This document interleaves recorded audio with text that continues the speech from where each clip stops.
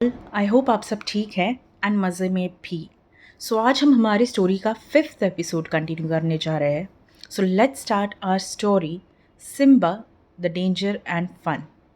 जैसे कि मैंने सिम्बा को ब्लड में भरा हुआ देखा, मैंने भाई एंड डॉक्टर से कंसल्ट किया कि एग्जैक्टली सिम्बा को हुआ क्या है एंड क्या वो ठीक हो सकता है। डॉक्टर्स के अकॉर्डिंग उसे वही बीमारी हुई थी जो शेरू को हुई थी, यानी कि gastro. But this time we were fortunate enough कि डॉक्टर्स उसे इस बीमारी से ठीक कर पाए।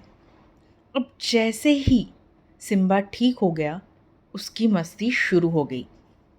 देखते ही देखते सिम्बा सबका फेवरेट हो गया था। लोग हमें फ़ोन पे या सामने मिलने पे बस पहला सवाल यही पूछते थे कि सिम्बा कैसा है। वैसे तो सिम्बा के काफ़ी किस्से हैं, पर फ़िलहाल मैं आपको बस एक किस्सा सुना देती हूँ उसका। ये किस्सा मेरे इंजीनियरिंग के दिनों का एंड डीमोनेटाइजेशन के टाइम का है।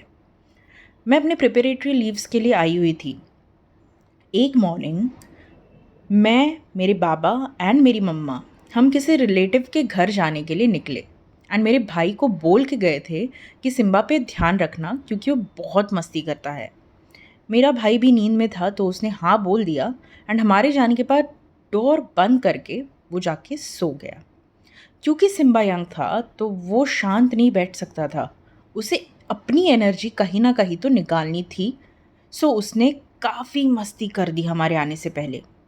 जब हम घर आए तब घर की हालत देखकर मुझे इतना ज़्यादा गुस्सा आया कि मन किया उसी वक्त अपने बैग्स पैक करके निकल जाऊँ पुणे वापस।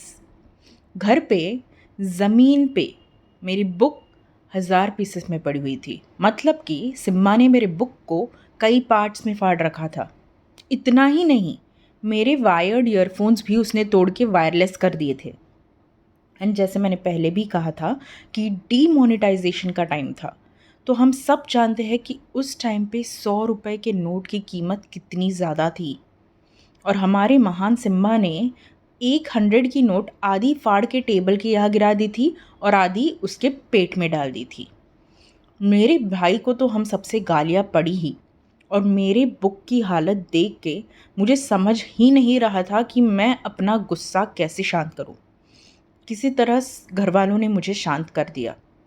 फिर ऑब्वियसली मुझे मेरे फ्रेंड से बुक्स के फ़ोटोज़ मंगवाने पड़े।